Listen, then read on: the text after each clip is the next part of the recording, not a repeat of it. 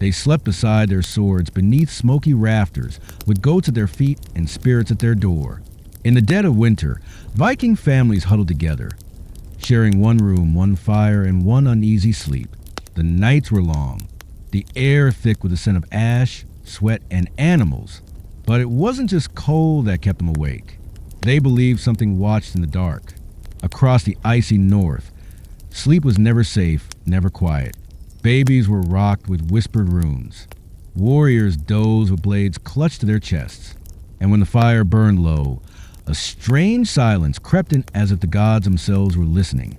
This isn't just about how Vikings slept. It's about why sleep was a battleground, a ritual, a gateway, and how, in a world of endless night and the roaring sea, even rest could be a fight for survival. This is the eerie, astonishing truth about how the Vikings really slept.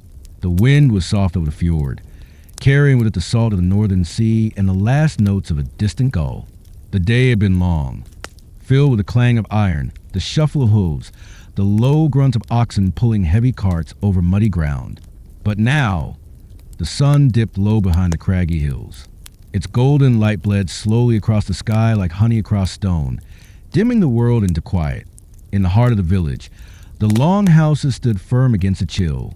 Their timber walls were dark with age and smoke, thatched roofs damp with the breath of evening.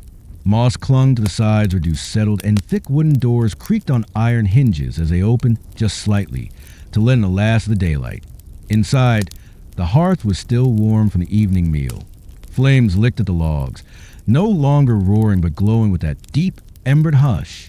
Shadows danced on the walls, flickering against shields, spears, and carved beams. The smoke rose slowly, trailing into the smoke hole above, where the first star was beginning to shine through the haze. Children shuffled across dirt floors, tired now. Their games and mischief had ended with the setting sun. One by one, they leaned into their mother's sides, eyes heavy, heads drooping. Small hands grasped woolen skirts as sleep crept in. A mother hummed, barely audible, the low tune passed down from her own grandmother, a lullaby without words, just hums and sighs, wrapping the children like a blanket. Goats murmured softly in their pens, and the chickens had long since settled in their coop. In the corner of one longhouse, a pig snorted once in its sleep, curled tightly in straw. The animals were not outside tonight. In the biting cold of the north, animals slept near people. Their warmth, their bodies, their presence. It was part of the home. It was part of the night. The elders sat near the fire, wrapped in fur-lined cloaks, fingers curled around carved wooden cups filled with warm ale or broth, their eyes half closed, yet alert in that ancient way that only the old know, listening, remembering. They watched the fire like it was an old friend who had stayed longer than expected. Around them, silence had crept in slowly, like mist off the sea. One man stood near the doorway, arms crossed, his face weathered from wind and war. His ears were tuned not to the hearth, but to the world beyond. He listened for distant footfalls, the howl of a wolf, the rustle of trees. The village was safe tonight, but safety was not a given. It never had been. He would sleep lightly, his axe nearby, along the walls of the house. Bedding had been arranged, straw stuffed into linen sacks, hides thrown across the top, furs where the night was coldest. No pillows, no feather mattresses, just the earth and what it gave. The young laid down first, followed by women and the men. Some families huddled close together, limbs tangled, breath rising and falling in rhythm. Others preferred their own corners, eyes still open, watching the fire. The darkness deepened. The sky beyond the small smoke hole overhead was now full of stars, clear, bright, endless. The North Star was there, as it always had been, steady as the gods, watching from a place beyond time. The moon was thin tonight, a silver blade cutting through the night. Across the village, the same story played out again and again. Longhouses quieted, tools were laid aside, boots removed, bread crusts stored for morning, ashes raked gently across the fire to keep it burning just enough till dawn. Men rubbed their hands together, cold already even inside. Women covered their children with cloaks. The dogs circled once, twice, before lying down with side beside the fire. And yet, this was not true sleep. Not yet. The Vikings did not fall into one long slumber.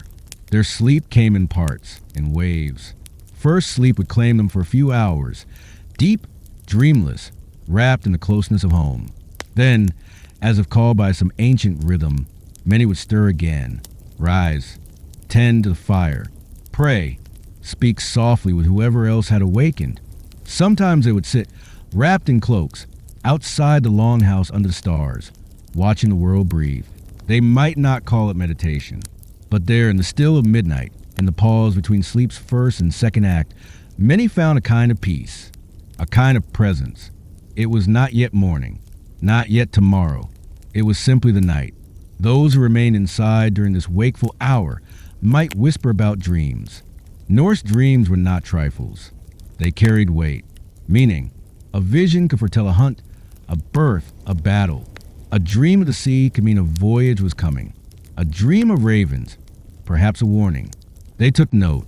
They remembered. Eventually, second sleep would return, gently, slowly like the tide.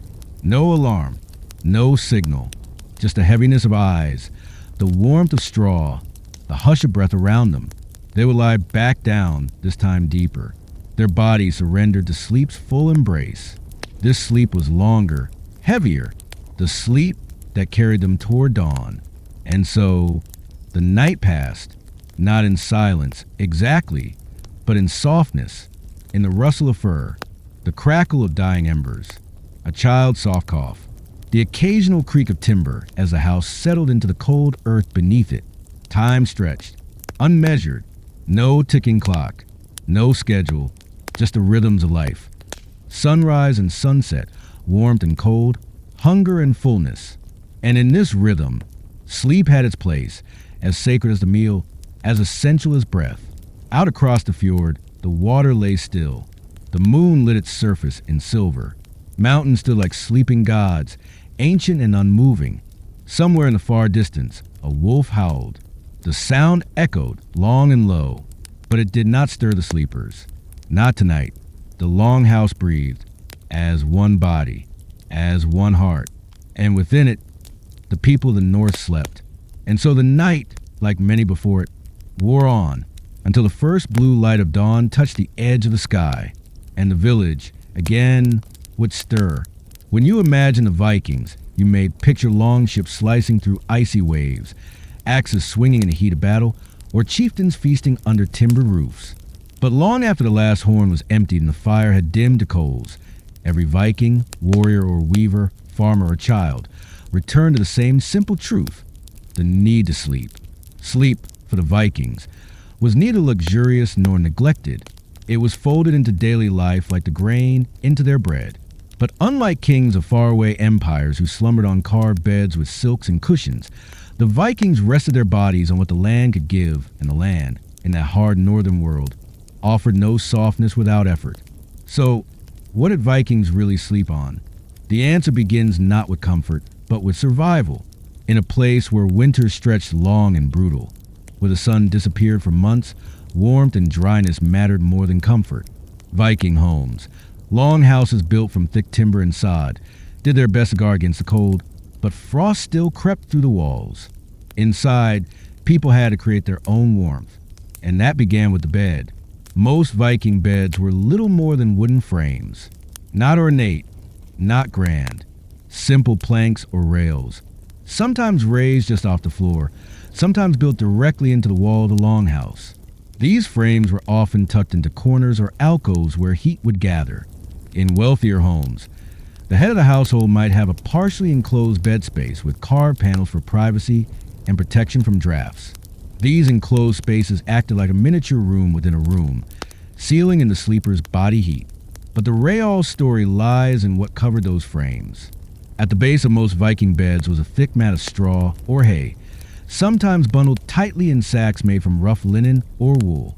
This was the first layer, something to lift the body off the hardwood, to insulate it from the cold ground below. Straw was plentiful and easy to replace, though it would flatten and need refreshing often. A good straw mattress didn't last forever, but it served its purpose well. On top of the straw came the furs. Viking families layered animal hides: goat, sheep, reindeer, and even bear if they had it. These hides were not just remnants of the hunt. They were part of the home, treasured and tended. Fur provided insulation. It was thick, soft, and could retain body heat in a way no woven cloth could match. During the coldest months, a Viking might sleep wrapped in fur so thick that only the puff of their breath marked where they lay. For those who could afford it, woven wool blankets or cloaks might also be used. These textiles, hand-spun and laboriously made, were too valuable to waste. A single woolen blanket represented weeks of spinning, dyeing, and weaving. They were often used with care, passed down through generations, and pulled over beds only when the temperature dropped near freezing. Pillows, as we think of them today, were rare. Most people simply rested their heads on rolled-up clothing, folded cloaks, or sometimes small sacks filled with straw or down feathers. If they were lucky, down was precious, often reserved for garments rather than bedding. Sleep, then, was more about positioning the body to retain heat than sinking into softness. And yet, for all its simplicity, the Viking bed was not an afterthought. It was woven into the design of the home. Many longhouses were one large room, shared by families, servants, and sometimes even livestock. Beds were arranged along the sides of the room, with the hearth at the center. In this way, the fire's warmth reached outward to the sleepers. The richest or most respected individuals slept closest to the hearth or in elevated beds, while children and workers slept farther out. Some families built wide beds to sleep together. This wasn't simply a matter of affection. It was warmth. In a land where winter stole through every crack, the heat of a shared body meant the difference between shivering and sleeping. Families lay close, limbs tangled, sometimes wrapped under one fur or many. This closeness was not only physical, but emotional. Bonds were formed here, stories whispered, dreams shared. The Viking bed, for all its rustic form, was also a place of connection. In many ways, the bed was an extension of life itself. It was here that children were born, that the elderly laid down to die, that lovers met under the weight of thick furs. It was not just where the body rested, but where time passed. In the quiet between tasks, in the long hours of winter, it was a place to think, to speak, to be. But there was also variation. Not all Viking homes had individual bed frames. In poorer households, sleep might happen directly on mats laid over the floor. Layers of straw, fur, and hide created nests where families curled up each night. These nests would be rearranged daily, sometimes cleared to make room for work or meals, then remade again before nightfall. In this rhythm, sleep was not sacred in space, but sacred in ritual. It came when the work ended, when the light faded, when the fire was banked for the night. In wealthier homes, or in long houses where chieftains held court, beds might be more elaborate. Raised platforms, carved wooden posts, even curtains made from woven cloth or animal skins to provide privacy. These signs of status were rare, but not unknown. Archaeological finds have revealed Viking burial ships where the deceased was laid to rest on beds of great craftsmanship, complete with carved headboards and finely tanned hides. Such beds were not just for sleeping. They were thrones of the dead, symbols of status carried into the afterlife. The spiritual world also touched the Viking bed. Sleep was not seen as a passive act. It was a journey, a time when the soul might travel, when dreams offered glimpses into fate or warnings from the gods. In some sagas, dreams foretell doom or reveal hidden truths. The bed then became a threshold, a border between the waking world and the unseen one. It is said that the god Odin wandered through dreams, that ancestors whispered from beyond. So a Viking might lie down not just to rest, but to listen. Some even place protective charms or carved symbols near the bed, runes for safety, for luck, for peace in the night. A pendant hung from a post, a piece of iron placed beneath the pillow, a ritual whisper to keep away the spirits that sometimes wandered after dark. These were not idle superstitions, but quiet act of faith in a world where the line between myth and life was thin. In the end, Viking sleep was simple, earthy, practical, but it was never meaningless. It was shaped by the land, by the seasons, by the warmth of fire and the weight of the fur. It was shaped by closeness, by survival, by stories told in hushed tones before sleep claimed the tongue. It was shaped by dreams and the deep belief that in sleep, something sacred stirred. Not comfort, perhaps, but rest. Not softness, but peace. And under the dark northern sky, with wind scratching at the thatch and stars wheeling overhead, the Vikings closed their eyes on straw and hide, beneath fur and wool, and slept. Imagine stepping into a Viking longhouse as twilight settles across the northern sky. The wind murmurs outside, carrying the breath of pine forest and distant sea. You open the thick wooden door and enter a world not defined by stone and marble, but by timber, wool, ash, and heat. The longhouse was more than just shelter. It was a heart of Viking life. And inside every beam, every hearth, every sleeping spot told a quiet story of how an entire family, and sometimes an entire village, shared space, warmth, and time. The Viking longhouse was long by name and long by nature, some stretching 40, even 70 feet in length. It was a rectangular building with gently curving walls and a steep, thatched roof that seemed to fold the world in. Thick wooden beams supported the entire structure, and turf or sod often packed along the roof helped keep out the wind and snow. But inside, the space was not divided by walls and privacy. It was open, communal, breathing with the presence of everyone who called a home. As you stand near the doorway, the first thing you notice is the central hearth, a long, open fire pit that ran down the middle of the hall, usually around waist height and lined with stone. This hearth burned all day and all night. It was the lifeblood of the longhouse, where food was cooked, where warmth radiated outward, where the dim interior was lit with a flickering glow when oil lamps and candles failed. It was also where stories were told, weapons were repaired, and songs were sung through the dark hours. Beds and sleeping areas radiated outward from this central flame. On each side of the hall, wooden benches or platforms ran the length of the wall. These were not just for sitting, but often used as beds. Each sleeping space was set slightly above the ground to avoid the chill of the earth, and straw mattresses or animal skins were laid across the wooden planks. Families would gather here to sleep, tucked beneath layers of wool and fur, the firelight dancing across their closed eyes. But not all spots were equal. The sleeping arrangement inside a Viking longhouse reflected the rhythms of hierarchy, age, and necessity. The head of the household, usually the chieftain or the father figure, slept closest to the central hearth, often at one end of the fire. This spot was warmest and safest, both literally and symbolically. It was a seat of honor, a recognition of responsibility and leadership. His wife or partner, if present, would sleep beside him. Children, especially the youngest, might sleep close by. As the fire's heat diminished outward, so too did the priority of space. Extended family members, servants, workers, and visiting guests filled in the rest. In wealthier longhouses, partitions or curtains might separate some of the bed spaces, woolen cloth draped from overhead beams, or even wooden panels offering the illusion of privacy. But most Viking homes made do with shared space. Dozens of people might sleep in a single hall, sometimes head to foot, sometimes shoulder to shoulder. Personal space was limited, bodies shared warmth, and life unfolded in the presence of others. Even animals had their place in the longhouse.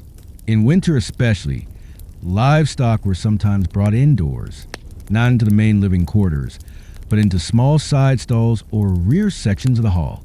Cows, goats, and chickens offered body heat, and in return, received protection from the bitter cold or prowling predators. The presence of animals meant the air inside could be thick and earthy, smoke from the hearth, mixed with the scent of wool, meat, and wet fur. But to the Vikings, this was not discomfort. It was home. Floor space was a precious commodity. During the day, mats and bedding might be rolled or pushed aside. The benches became workstations, eating areas, even platforms for drying fish or leather. At night, these same spaces transformed again into beds. There was a rhythm to it all, a ritual of transformation. The longhouse was not divided into rooms. It became the room you needed when you needed it. Despite the closeness, there was a deep sense of cooperation. Daily chores were shared. Water had to be fetched. Food prepared. Wood chopped. The longhouse was a living organism, and sleep was just one part of its cycle. People learned to rest amid sound and movement. Children fell asleep to the scrape of carving, to the hum of spinning wheels. Elders nodded off near the hearth as younger voices chattered nearby. For some, sleep came in shifts. Fishermen, herders, or warriors might rise at odd hours. Mothers might wake to nurse a child. Older members of the family often kept watch at night, tending the fire, keeping it alive against the creeping cold. These nighttime hours could be long and quiet, a time for prayer, for thought, for staring into the embers and remembering the old tales. In some households, small alcoves were carved into the structure, miniature nooks where a couple or a family could sleep slightly apart. These niches were more common in homes of higher status. Sometimes they were decorated with carvings of dragons or knotwork. Sometimes they had small shelves for personal items, a comb, a blade, a bead, or a small pendant. These private corners offered a brief illusion of solitude, but the creak of footsteps and the breath of others always lingered nearby. The roof beams above served as rafters for storage. Bundles of dried herbs, ropes, tools, and clothing hung from them. This meant the ceiling was not far above you as you lay in your bedding. The longhouse pressed down close and tight by a sheltering hand, enclosing you with all that mattered: family, fire, safety. Children often shared sleeping areas. Brothers and sisters curled under the same fur, whispering and giggling until a hush of sleep took over. Older children might eventually be given a bench of their own, but independence came gradually. Privacy, as we think of it today, was not a high priority. To be part of the household was to be seen and known. Every snore, every cough, every dream uttered in sleep echoed through shared air. This closeness fostered strong bonds. You knew your family not just in daylight, but in darkness. You learned the rhythms of their breath, the sound of them stirring, the scent of their sweat in summer and wool in winter. There was an intimacy here, an understanding that survival depended on unity. In some parts of Scandinavia, regional variations changed the design slightly. Shorter longhouses, double hearths, or turf walls thicker than a man's arm. But the heart of the space remained unchanged. The longhouse was a shared world, and within it, sleep was both practical and sacred. Some Viking graves reveal that people were even buried with bedding, furs, blankets, or carved beds placed inside burial mounds or boats. It suggests that sleep and the bed held meaning beyond life. Perhaps it was believed that the journey to the afterlife began just as sleep did, in warmth, wrapped in fur, under a sky full of stars. The Viking longhouse was not quiet, nor clean by modern standards, but it was full of life, of dreams, of memory. In the folds of wool and under breath of smoke, families came together. Generations overlapped. Sleep, even when uneasy, was shared. So when you think of Viking warriors, remember not only their shields and sails, but the soft press of straw beneath fur, the way a child's head nestled against a mother's side, the whispered stories near the fire, and the quiet patience of a longhouse closing its eyes for the night. Because before the battles, before the storms at sea, and long after the feast was done, this is where the Vikings returned, not to thrones or chambers, but to the wooden ribs of their home, to the long, low hum of togetherness, to the slow and steady rhythm of communal sleep. As night settled across the Viking world, darkness brought not only sleep, but also company. A Viking longhouse, quiet from the outside, pulsed with the breath of both people and animals. In the silence of the fjords and the forests, cows shifted in their stalls, goats muttered in their sleep, and chickens fluttered softly beneath their wings. This was not a barn, and it was not a farmhouse in the modern sense. It was home, shared, noisy, fragrant, and alive.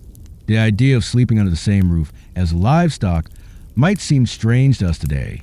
We're used to clean lines between human life and animal care. But to the Vikings, it was entirely logical and often necessary. In the brutal winters of the north, when temperatures plummeted and snow layered thick over the land, the line between survival and hardship was razor thin. Every degree of warmth mattered. Every body, human or animal, became part of the insulation against the cold. Inside the longhouse, the design made space for animals, not always in the center of the room, but often at one end, separated only by a low wooden partition or a narrow trench. Cows might be tied in place with simple rope. Goats might wander freely if they were young or tame enough. Chickens stayed close to the corners, nestled in small straw nests, protected from drafts and predators. The sheep, if kept inside, sometimes huddled together. They were acting like small heat radiators in the dim firelight. Why would Vikings choose to sleep with animals nearby? Warmth was one answer, but there were others. Animals represented wealth. They were livelihood and food. A cow could provide milk every morning. A goat could produce cheese and meat.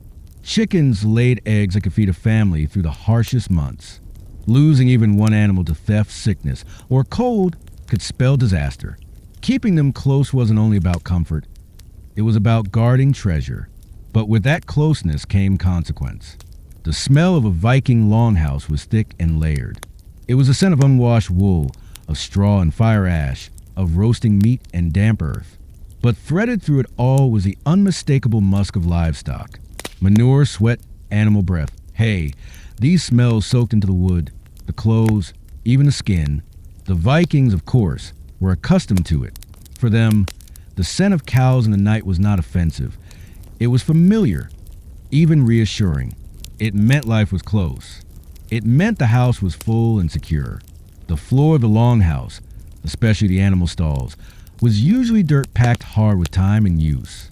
Straw or moss might be laid down as bedding for the animals, changed periodically to keep things from getting too foul. Still, hygiene was a balancing act. In wealthier homes, the stalls were cleaned daily. In poorer families, or during especially cold times, the mess might be tolerated longer.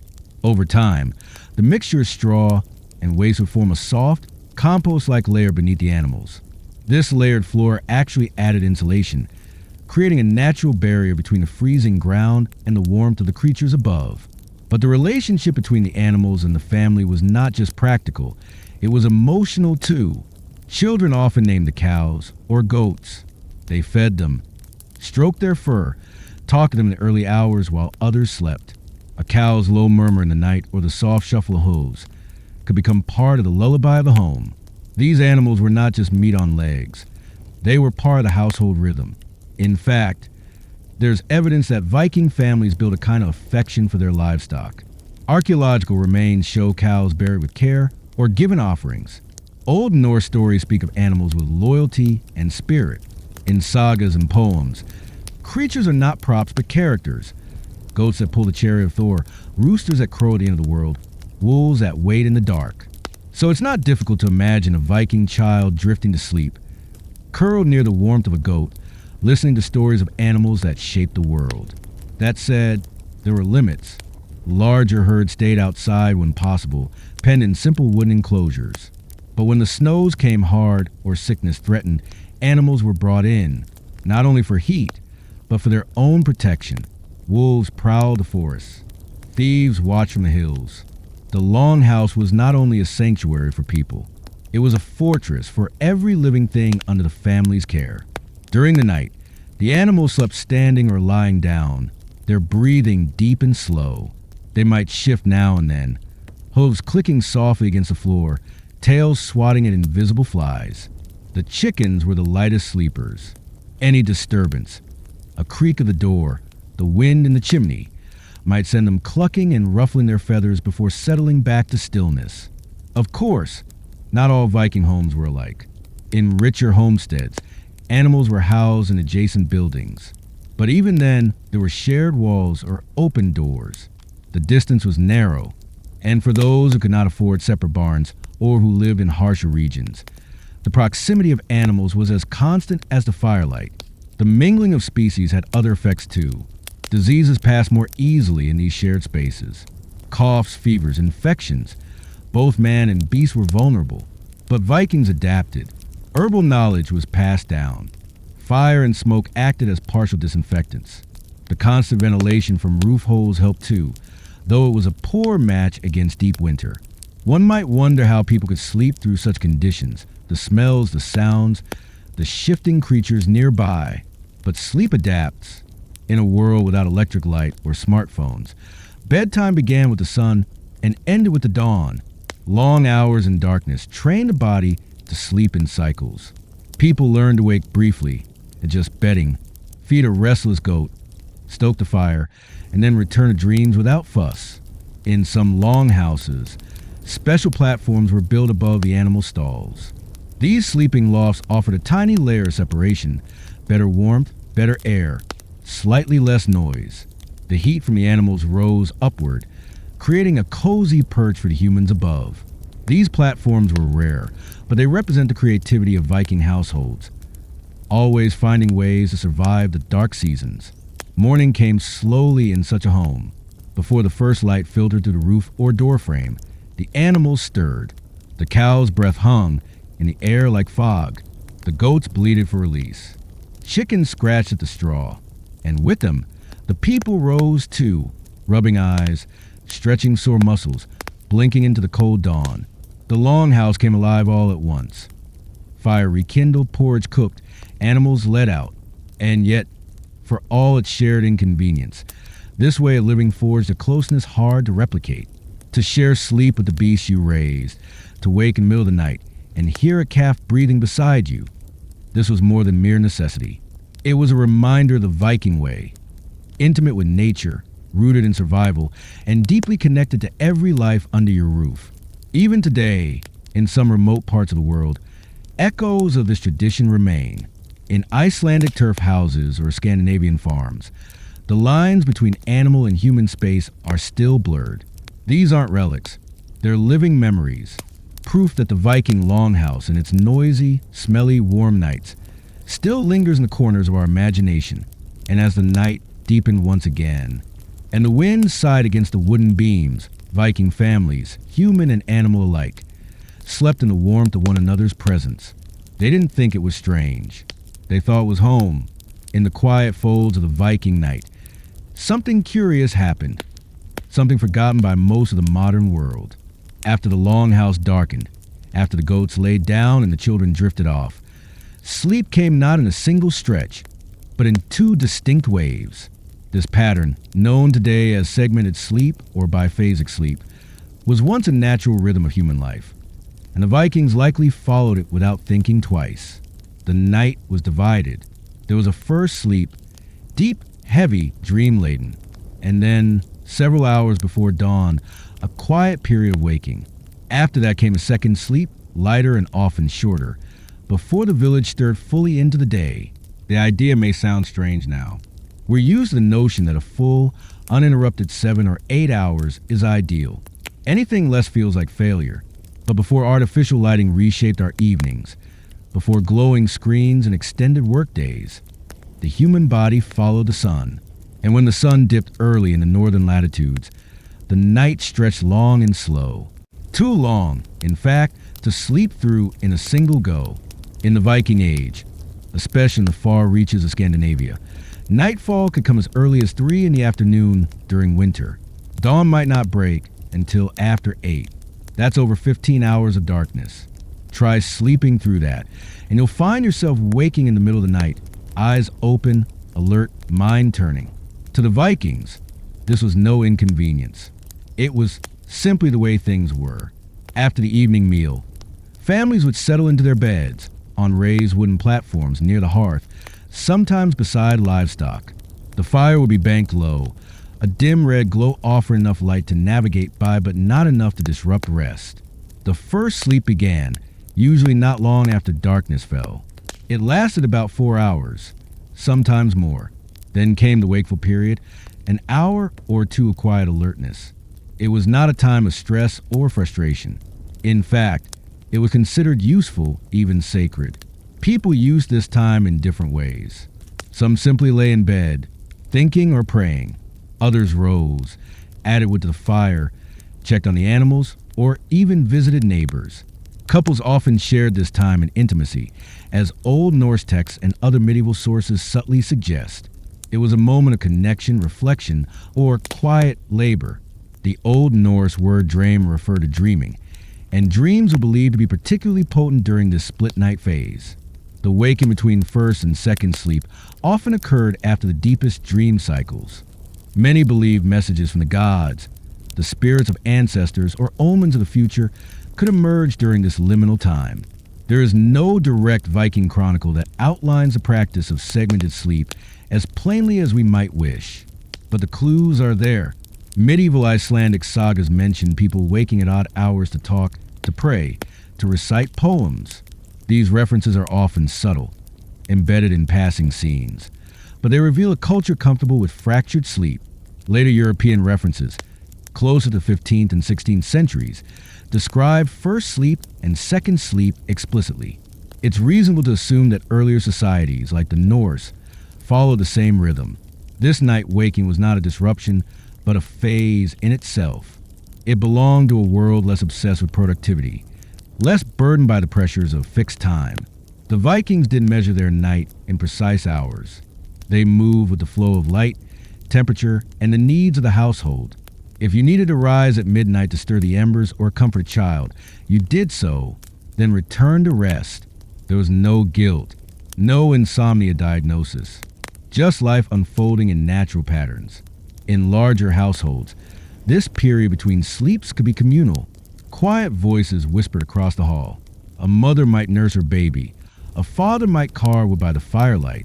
Older children sometimes practiced storytelling in these hours, repeating sagas and heroic poems until they could recite them by heart. The Longhouse was never entirely still. It breathed in cycles: rest, wakefulness, rest again. Fire played a key role during this time. The central hearth was the heart of the home, and someone often kept it alive during the night.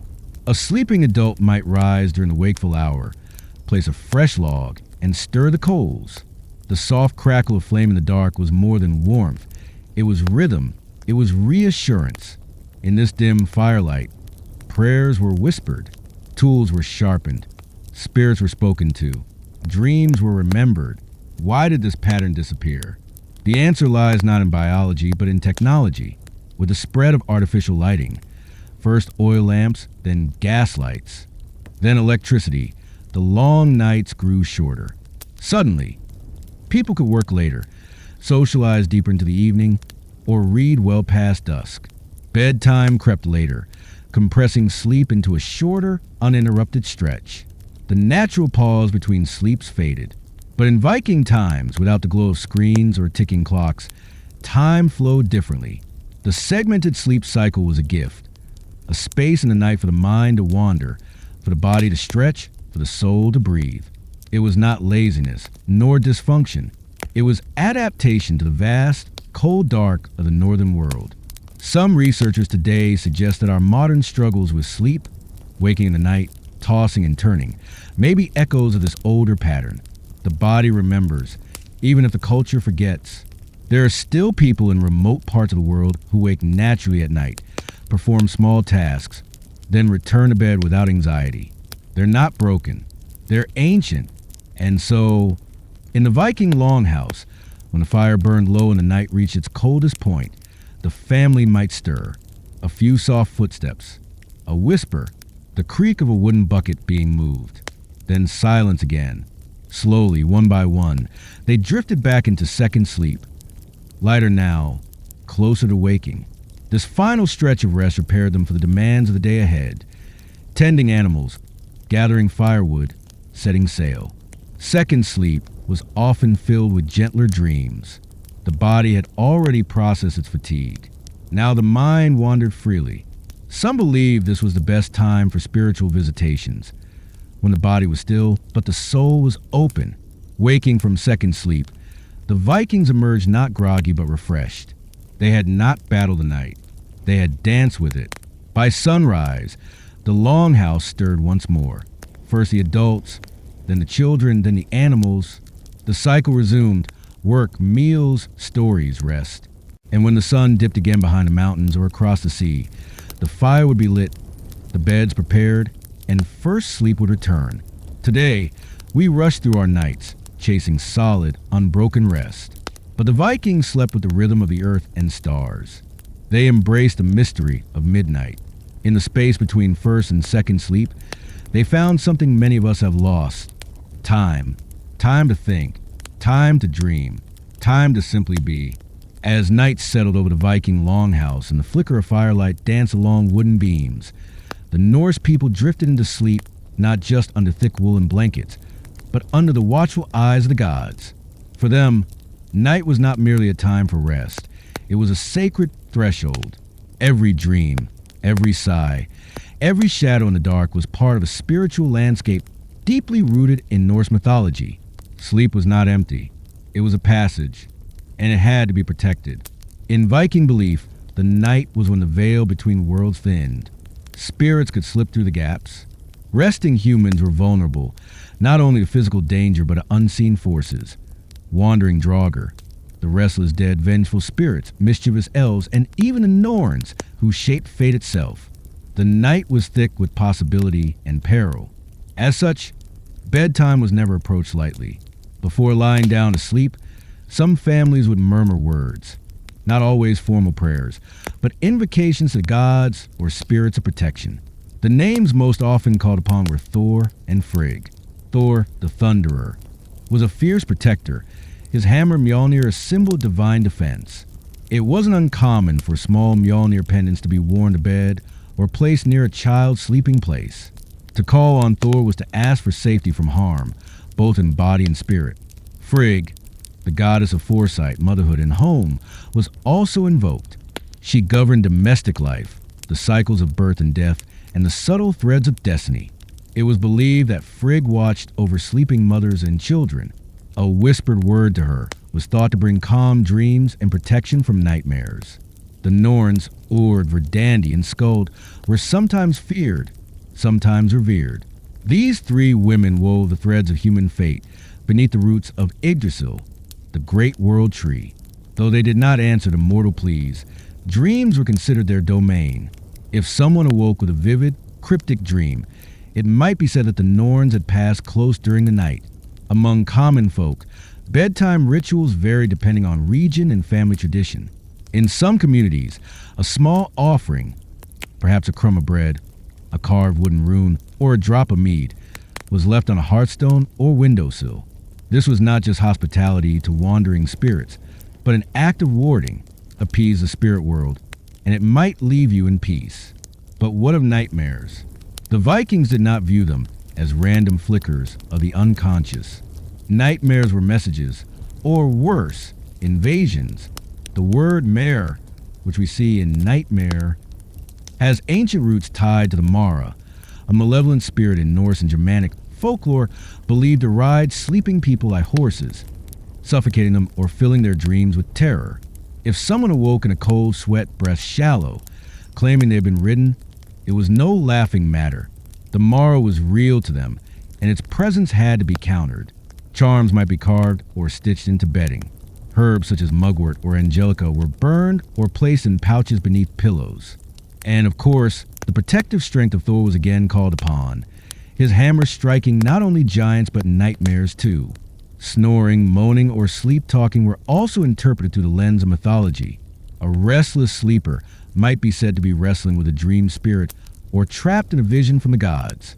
Some believe these signs indicated that the soul was traveling, leaving the body briefly to journey through the 9 realms. In such cases, waking the sleeper was considered dangerous. You might call the soul back too abruptly, confusing or harming the person upon return. Children were particularly watched over at night. Their dreams were considered more porous, more easily influenced by unseen forces. Mothers often sang Vokr, simple lullabies meant to soothe and ward. These songs were sometimes addressed to spirits directly, bidding them pass over the Longhouse and leave the children in peace.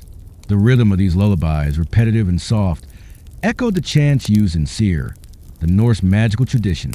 Seer itself, practiced mostly by women called Volar, was sometimes done in the late night hours. These rituals were not sleep in the ordinary sense, but trances, induced states of deep stillness meant to calm you with fate and the spirit world. The line between sleep and magic was thin. Dreams and omens, visions and spirits, all flowed to the same twilight channel. The architecture of the Longhouse played a role in this mythic sleepscape.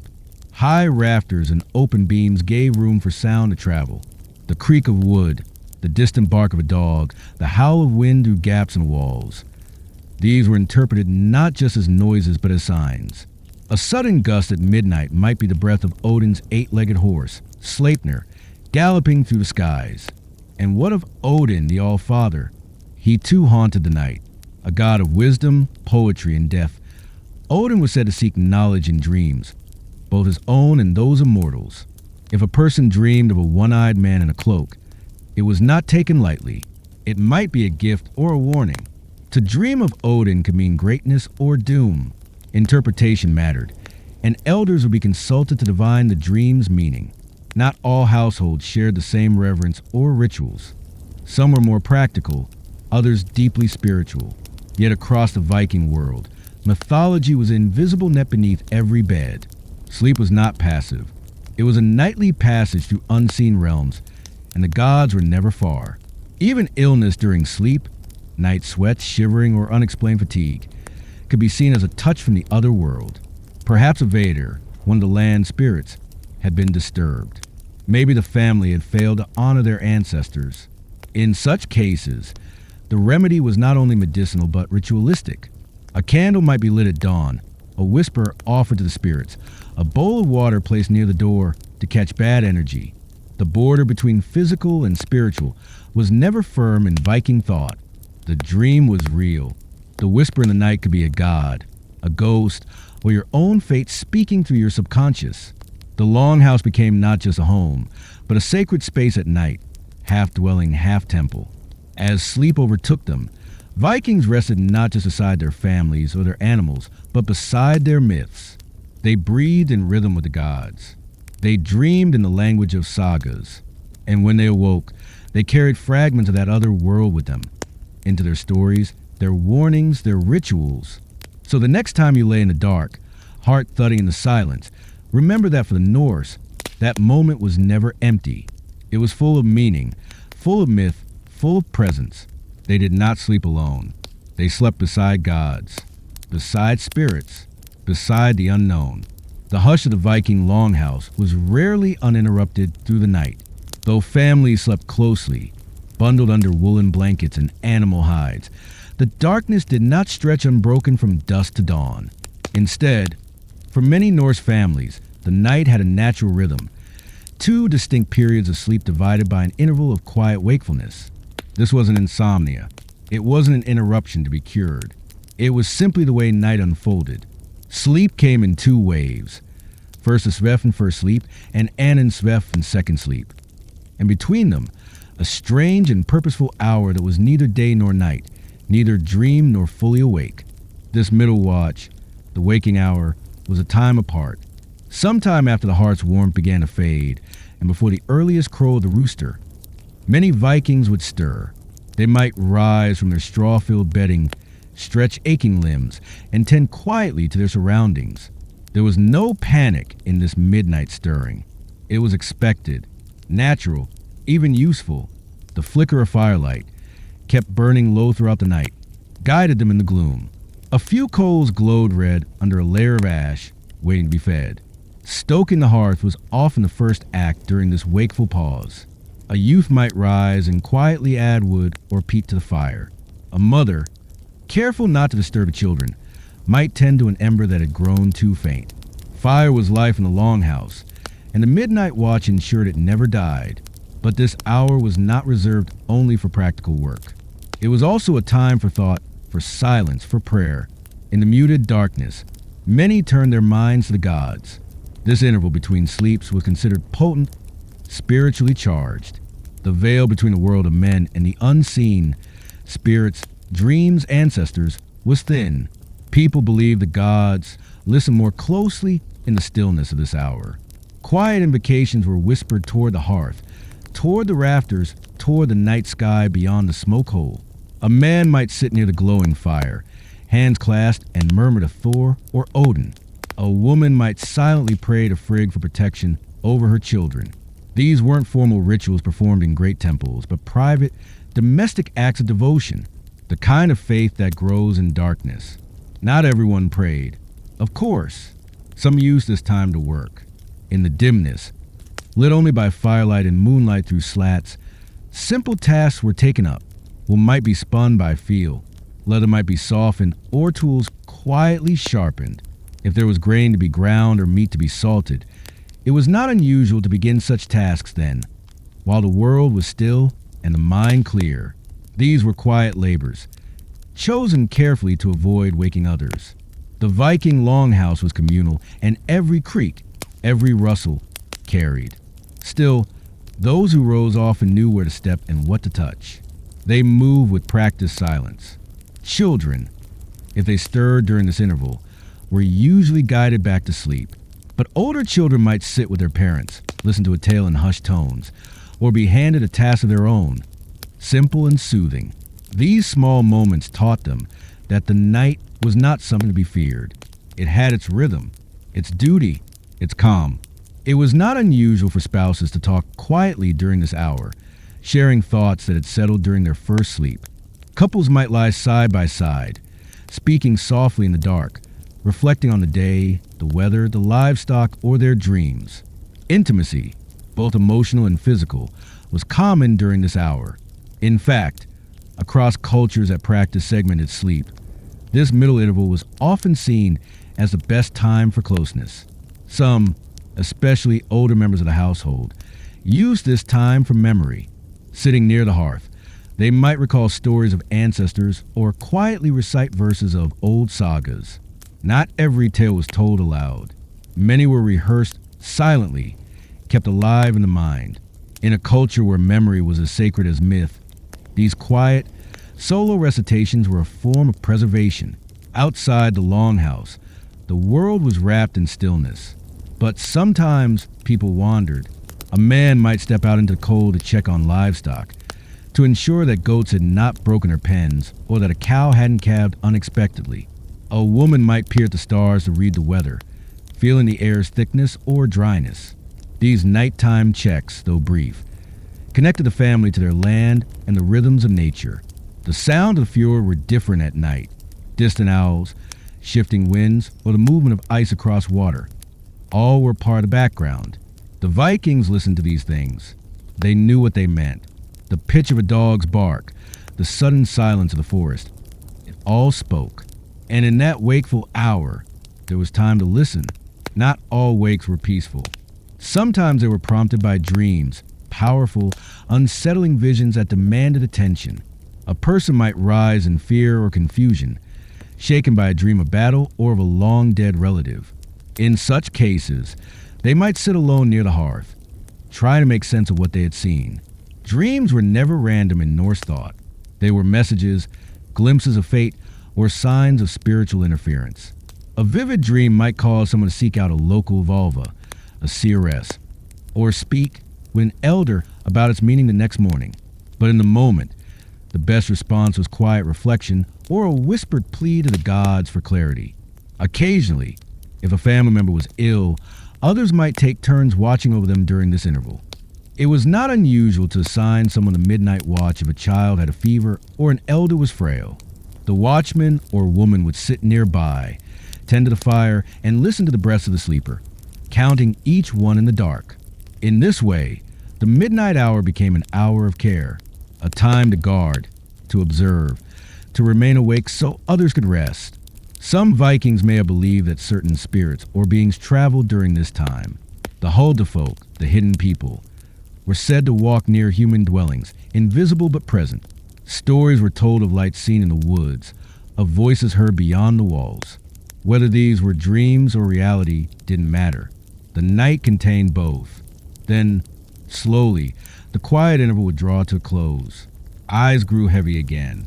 The fire, stoked and glowing, gave off a gentle warmth. Those who had risen would lie down once more. A second sleep would begin, often deeper, dreamless, as if the mind had emptied itself during the watchful hour. Second sleep, when it came, was sometimes said to be the realm of healing. The body fully surrendered. The worries of the day had been spoken aloud or offered to the gods. The fire was steady. The household was still. When dawn finally crept over the land, light filtered through cracks in the walls, and the low call of roosters signaled the beginning of another day. But those who had woken in the night would carry with them a strange sense of calm. The task completed, the prayer said, the fire safe. It was a balance between wakefulness and rest, between action and reflection. To modern minds, waking in the middle of the night may feel disruptive, but to Vikings, It was simply how night worked, an hour of purpose woven into the rhythm of life. They understood that sleep wasn't a straight line. It curved and circled. It had depth, and in that mysterious hollow between sleeps, they found something rare. Time to think, to watch, to pray, to care. The midnight hour belonged to them, and they filled it with quiet meaning. In the far north, where the sun retreats for long stretches and darkness stretches over the land like a heavy cloak, the rhythms of sleep followed nature's cue. Viking life was deeply tied to the seasons, and no season shaped their slumber more than winter. The Scandinavian winter was a force of its own. Days shortened until the sun barely touched the horizon. In the northernmost regions, the sun might vanish for weeks at a time.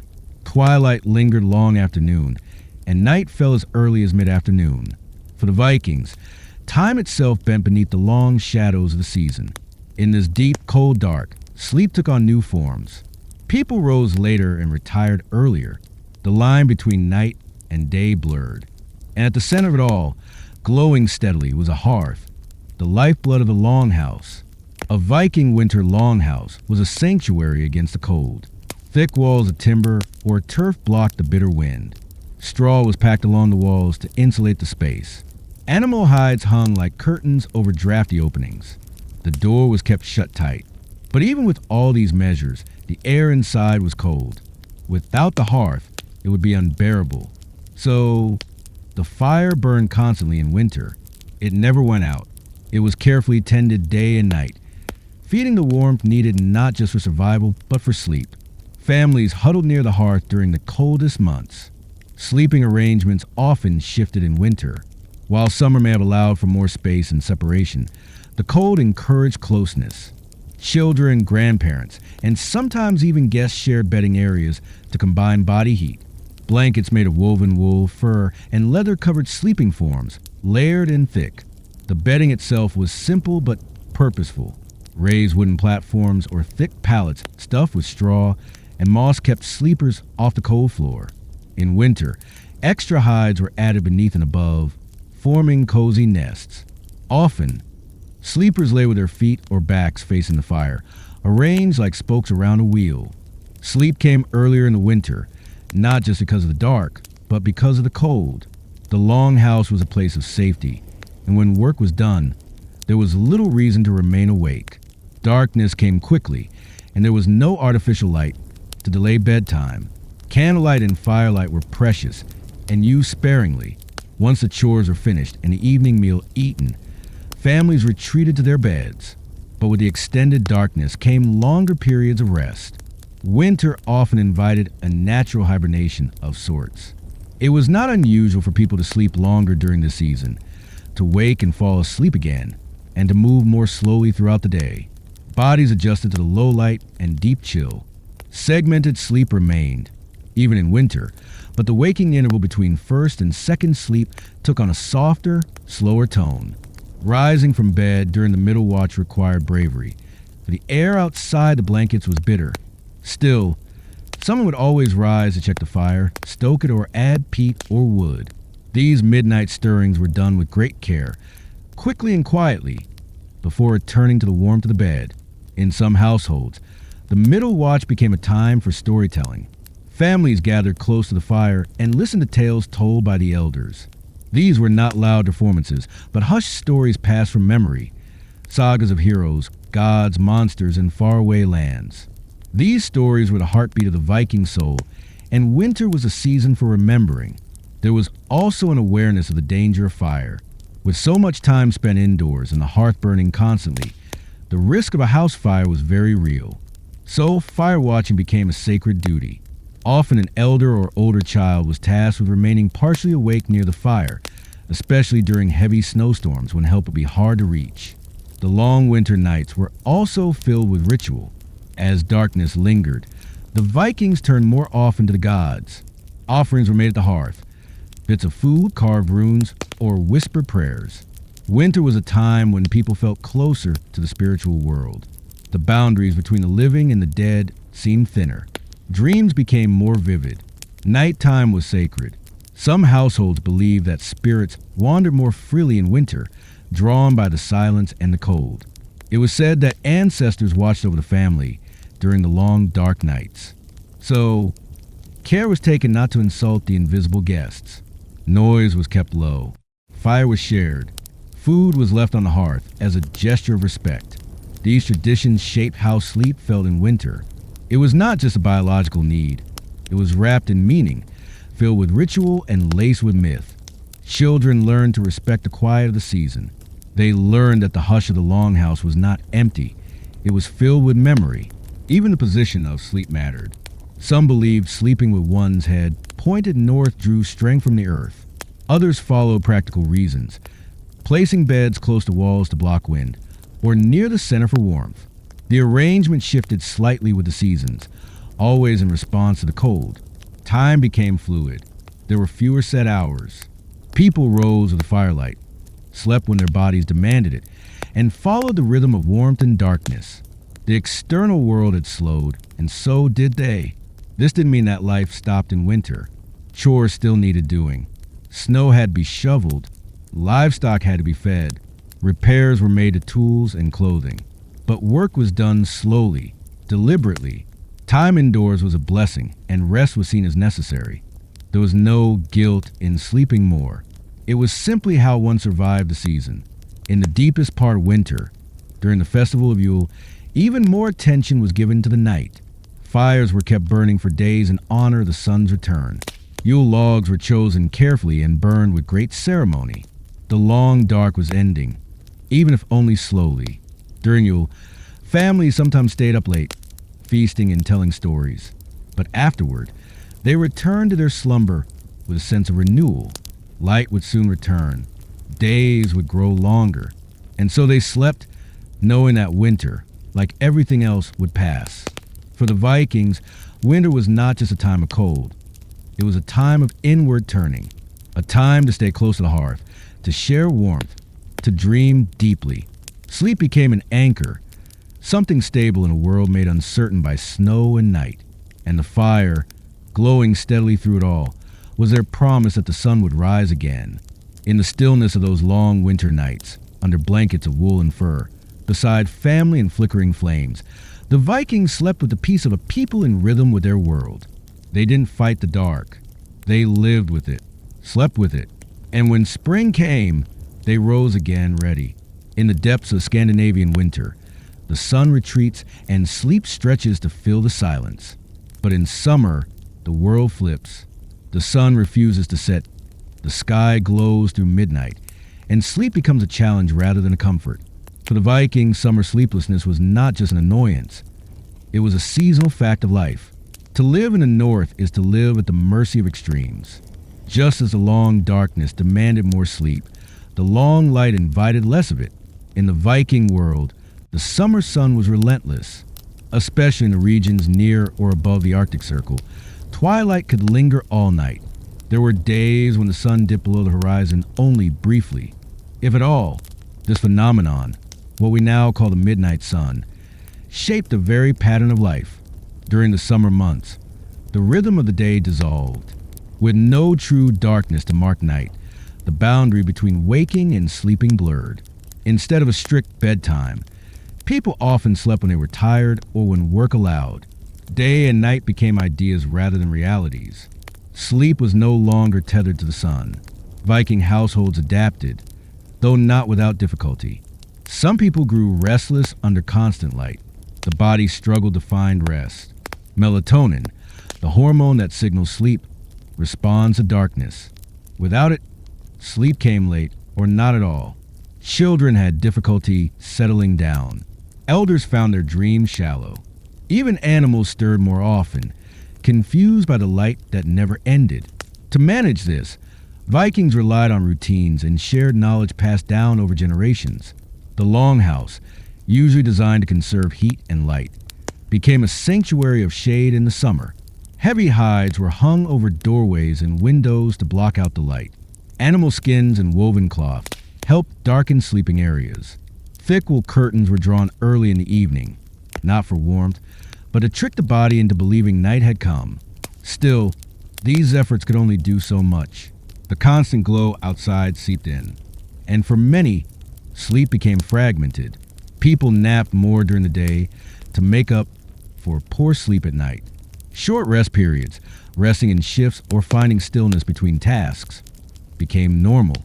There was even a kind of acceptance of restlessness. Summer was, after all, a season of action, with more hours of usable light.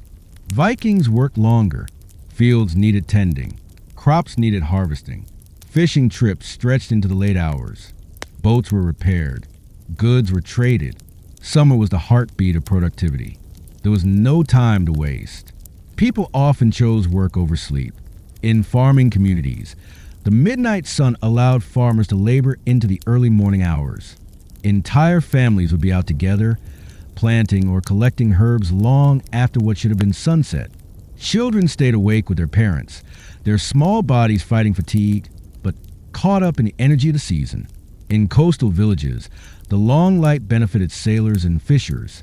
Boats left harbor at what should have been bedtime. Nets were cast in the strange golden twilight. Sea journeys extended without fear of navigating in the dark. The sea itself responded to the light. Certain fish were more active, and those who understood the waters used this to their advantage. But this was not without cost. Sleep deprivation was common, though they would not have called it by that name. Irritability, mood swings, and fatigue increased as summer wore on. Arguments became more frequent. Tempers shortened. Even myths warned of becoming unbalanced during the long days. Some believed that the constant sun could drive people mad. To balance this, certain rituals helped reclaim rest. Evening meals were served at regular hours, whether the sun agreed or not. Storytelling resumed by the fire, even as light streamed through cracks in the walls. These acts created a rhythm, something to separate day from night. These traditions were not just cultural. They were tools for survival. Herbal remedies were also employed. The Vikings were skilled with plants, and some of their knowledge included sleep-inducing herbs. Infusions of valerian root chamomile or hops were taken before bed to ease the body into rest. Lavender and juniper might be burned to calm the senses. These rituals helped reinforce the idea of evening, even when the sun still blazed. The psychological impact of endless daylight left its own mark. Dreams in summer were shorter, often interrupted. Some believed the gods used this time to test endurance. Others thought that spirits wandered more freely in the unbroken light, especially those unable to find peace in the underworld. Children were warned not to stare too long into the sun at night. They might invite strange dreams. Religious rituals also adapted. Offerings to the gods were made at dusk, whether or not the sun had truly set. The timing of feasts, sacrifices, and ceremonies followed the old calendar, not the sky. In this way, cultural memory became more powerful than the season itself. Time was held together by tradition. In the far north, the summer solstice was a sacred event, marking the longest day of the year. It was celebrated with bonfires, dancing, and offerings. It was both a celebration and a warning that from this day forward, the light would begin to recede. Though imperceptible at first, the shift reminded people that balance would return. Darkness would come back, and with it, deeper sleep. Vikings who traveled understood this duality well. Traders returning from southern lands spoke of balanced days and normal nights. They described sunsets that actually led to dark skies. Some envied that, while others missed the relentless energy of the northern summer. Sleep, after all, was just one part of the rhythm. The drive to live fully, to accomplish, to gather, to explore, that was what summer demanded. Children born during the summer often grew up with more stories of exploration and outdoor adventures. They played long past bedtime. They fell asleep in boats, in meadows beside the fire, wherever they could. Parents didn't force strict bedtime routines in these months. It was a time of exception, a time of joy, a time of survival by motion. There was beauty in it. 2. The light revealed every color in the fjords, every glint on the water, every shade in the trees. Night walks became common. Couples walked hand in hand while the world glowed. Hunters tracked animals who, too, were confused by the false dawn. Artists and poets found inspiration in the endless twilight. The land itself looked painted in gold and silver. But eventually, fatigue crept in. As the summer wore on, People grew tired, not just physically, but in their hearts. They longed for true darkness. They missed the deep quiet of winter nights. The body wanted stillness. And so, near the end of summer, a soft slowing began. People started to prepare for the return of the dark. Sleep, once elusive, began to call again. By the time the sun finally dipped below the horizon for real, the village exhaled. Curtains were drawn earlier. Firelight returned to center stage. The pace softened, and once more, sleep found its place in the Viking world. Summer sleeplessness was not something to be cured. It was endured. It was embraced, even when it wore people down. It was a time of brilliance, effort, and motion. But the Vikings, shaped by their land, knew it would pass. Light would fade, night would return. And in that balance, life continued. In the stillness of a Viking night, after the fires had dimmed and the wind whispered through the trees, there was another world waiting. One not of wood and iron, but of shadows and signs. It was the world of dreams. And for the Norse people, dreams were never just idle fantasies. They were messages, warnings, paths to the divine. To sleep, in Viking belief, was not simply to rest the body. It was to open the mind to realms unseen. The Norse held that the soul could travel during sleep, wandering far beyond the confines of the Longhouse. These journeys might bring visions of the future, glimpses of the gods, or echoes from the realm of the dead. A dream was not taken lightly. It was remembered, spoken aloud, and sometimes feared. In Old Norse, the word for dream was drömr. It could mean a simple sleeping vision, but it also carried weight. A drömr could be a prophecy, especially if it came during the sacred hours between first and second sleep. These were moments when the veil between worlds thinned. A dream during that liminal time was more than imagination. It might be fate knocking. Viking sagas are filled with dreams that shape decisions and foretold disasters. In the saga of the Volsungs, dreams come to kings and warriors as omens of coming death. In others, a dream might show a wolf devouring the sun or a tree blooming with swords. These images weren't dismissed as nonsense. They were dissected, shared, interpreted with great seriousness. A chieftain might consult a seeress, a vulva, to unravel a troubling dream. The vulva, a respected female seer, held great authority in matters of the unseen. She could speak to spirits, trace threads of destiny, and interpret dreams. Sometimes she would enter a trance-like sleep herself, guided by sacred chants and herbs, seeking visions. Her interpretations could change the course of a voyage or a raid. If she dreamt of ravens circling a ship, men might refuse to sail. If she dreamt of wolves tearing meat from a fire, battle was imminent.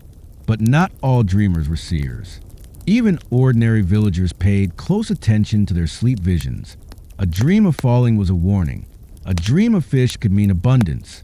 Seeing a dead relative in a dream might suggest unfinished business, or a message from beyond. And if one dreamed of fire, especially within the home, it was often considered a sign of transformation, whether good or ill. Among the most feared dreams were those that repeated. If the same vision came night after night, it was not to be ignored. The dreamer might be chosen or cursed. In some cases, repeated dreams were seen as the gods insisting on attention. Odin himself was known to send dreams. As the god of wisdom and war, Odin valued insight, and he was said to whisper truths into the ears of those who slept lightly. Odin's connection to dreams ran deep. He sacrificed an eye for wisdom and hung himself on the world tree, Yggdrasil, in a kind of waking dream, to gain knowledge of the runes. These runes, symbols of fate and magic, were also used in dream interpretation. A vulva might cast rune stones after a powerful dream to find its deeper meaning. The shape of the runes, their alignment, and their feel in hand all contributed to the answer.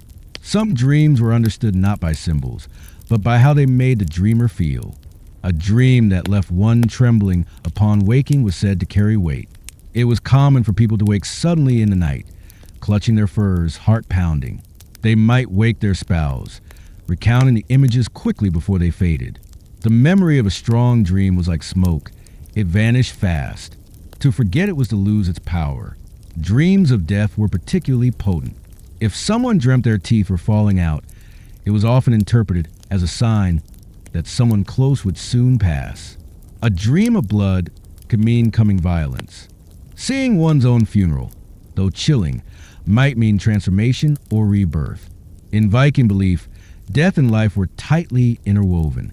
A dream of the grave could just as easily be about new beginnings. Even the gods had dreams. In the stories, Frigg, the wife of Odin, was said to have dreams of her son Baldur's death. These dreams haunted her. She pleaded with all things in the world to protect him. But even dreams sent by the gods could not always be escaped. In the end, Baldur was slain just as she had dreamt. The power of a dream could not be bargained with. Children were also dreamers, and their visions were taken seriously. A child who woke crying from a nightmare might be soothed, but also questioned. What did you see? Who was there? Was there a wolf, or a tree, or a face with no eyes? Children, seen as closer to the spirit world, were sometimes thought to be more open to visions. A child's dream might be considered purer, unfiltered by the clutter of adult thought. Not all dreams were dark or dire. Some brought hope. A dream of a warm fire in a cold season might foretell a visitor bringing goods. A dream of a full table could mean a wedding was near. Lovers dreamt of each other and took it as a sign of fidelity or desire. A peaceful dream, one with gentle rivers, calm animals, or slow snowfall, was seen as a blessing. It might be a message from one's ancestors or quiet assurance from the gods. To aid dreaming, Vikings sometimes used charms. Certain stones or bits of carved bone were placed under the pillow. Lavender and mugwort might be hung above the bed to invite clear visions. A quiet prayer to Freya, goddess of love and foresight, could be whispered before sleep. If a dream was particularly troubling, it might be ritually cast off the next morning, spoken aloud, and then dismissed as though releasing it from the self. In battle camps, dreams were taken as signs of morale. A warrior who dreamed of victory could stir the spirits of his comrades. But if someone dreamt of drowning or being eaten by beasts, it might cast a shadow over the entire group. Leaders paid attention. Some even chose to delay action if too many disturbing dreams had been reported in one night. The Vikings believed that dreams could cross distances. A mother might dream of her son sailing across the sea and know, deep in her heart, that he was in danger. She might leave offerings at the shrine or speak his name into the fire. Months later, when a letter arrived or a messenger returned, her dream might be confirmed. This was not coincidence. It was a spirit speaking through sleep. Dreams, then, were not mere side effects of a busy mind. They were part of the Viking understanding of the world, a world where gods walked, spirits lingered, and destiny was written in many forms.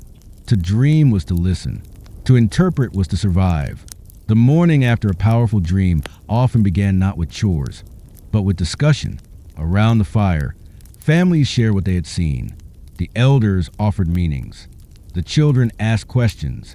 Sometimes, the dream would be retold days later, woven into conversation like a thread of weather or news.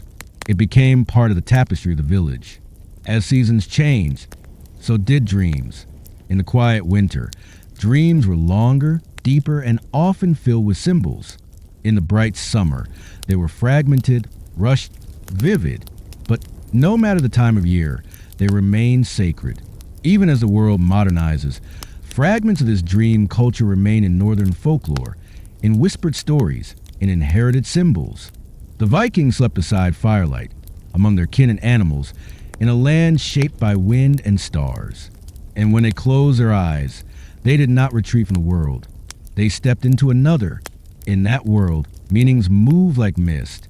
Gods whispered, omens stirred, and fate might offer a glimpse of what was to come. In the cold and quiet evenings of the Viking world, amid the scent of smoke and wool, the softest sounds often came not from warriors or storms, but from a cradle's gentle creak. While battle and conquest may dominate the legends of the Norse, it was in the humbler corners of the Longhouse that life was most tenderly preserved. In the arms of mothers, in the warmth of family, and in the soft hush of lullabies meant to coax tiny eyes into slumber. Viking children enter a world that was, from the very beginning, shaped by community, survival, and ritual. Sleep for infants wasn't just about rest. It was a sacred process of protection and care. The Longhouse was not a quiet place. It was filled with the shifting bodies of animals, the rise and fall of adult voices, the crackle of fire, and the occasional bark of dogs outside. Yet somehow, within this constant motion, Viking mothers learned how to soothe their little ones into rest. Babies were not placed in separate rooms or tucked away out of sight. They slept close to the warmth of their mothers, especially in the first months of life. It was common to keep the child swaddled tightly, nestled in arms, or laid gently in a wooden cradle placed near the fire. These cradles were simple, often hand-carved from birch or oak, with curved rockers that allowed for slow, rhythmic movement. Cradles might be padded with animal skins or softened with wool. The rockers echoed the gentle sway of a boat, perhaps unconsciously reflecting the seafaring soul of Norse culture. When mothers rocked the cradle, they often sang. Viking lullabies weren't merely tunes for drowsy infants.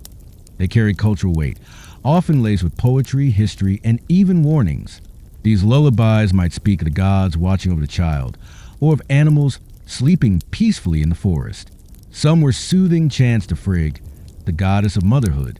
Others were cautionary, whispering of trolls or spirits that lurked in the dark, urging the child to sleep so as not to draw their attention.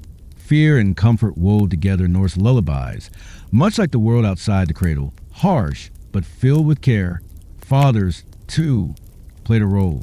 While much of the nurturing was in the hands of mothers and grandmothers, Viking men were not absent from early childhood.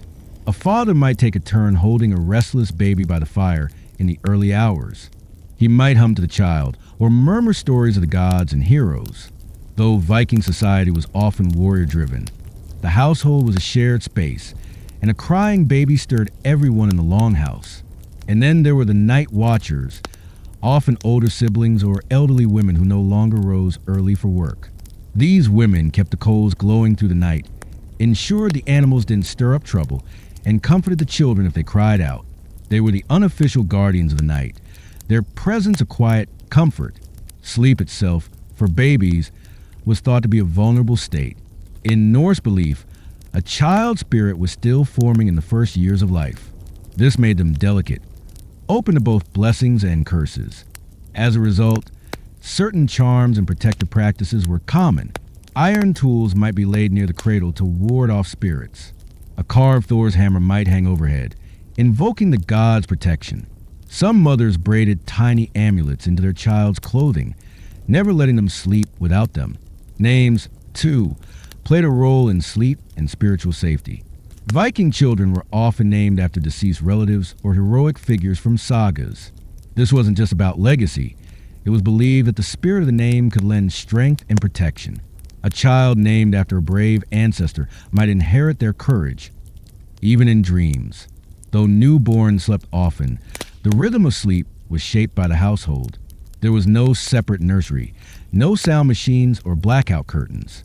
Babies adapted to the flow of Viking life, napping beside the clatter of tools, dozing through conversations, and waking with the stir of animals. Yet amid this noise, they found rest and familiarity. The smells, the warmth, the motion, it all wrapped around them like a second cradle. When winter came, extra care was taken. Cold could be deadly to an infant.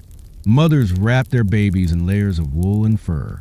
They slept close, often skin to skin, sharing body heat. The cradle might be brought even closer to the fire. Lullabies in winter took on an especially gentle tone, sometimes mimicking the wind sighs or the soft fall of snow. The songs promised safety. Sleep, child, while the world is dark. The fire will not go out. Your mother will not leave. In contrast, summer brought its own challenges. With nearly endless daylight in the far north, babies sometimes struggled with irregular sleep. Parents adapted. Cloths were hung to block the sun, and cradles were moved into shadow corners. Mothers adjusted feeding and rocking schedules to help guide their children into sleep, even when the sky stayed stubbornly bright. Teething, illness, and colic were ever-present concerns. Without modern medicine, Viking mothers turned to herbal remedies. Soothing teas from chamomile or wild mint, rub gums with honey, or chewed herbs. They slept beside their swords beneath smoky rafters with goats at their feet and spirits at their door. In the dead of winter, Viking families huddled together, sharing one room, one fire, and one uneasy sleep. The nights were long, the air thick with the scent of ash, sweat, and animals. But it wasn't just cold that kept them awake. They believed something watched in the dark. Across the icy north, sleep was never safe, never quiet. Babies were rocked with whispered runes. Warriors dozed with blades clutched to their chests. And when the fire burned low, a strange silence crept in as if the gods themselves were listening. This isn't just about how Vikings slept. It's about why sleep was a battleground, a ritual, a gateway, and how, in a world of endless night and the roaring sea, even rest could be a fight for survival. This is the eerie, astonishing truth about how the Vikings really slept.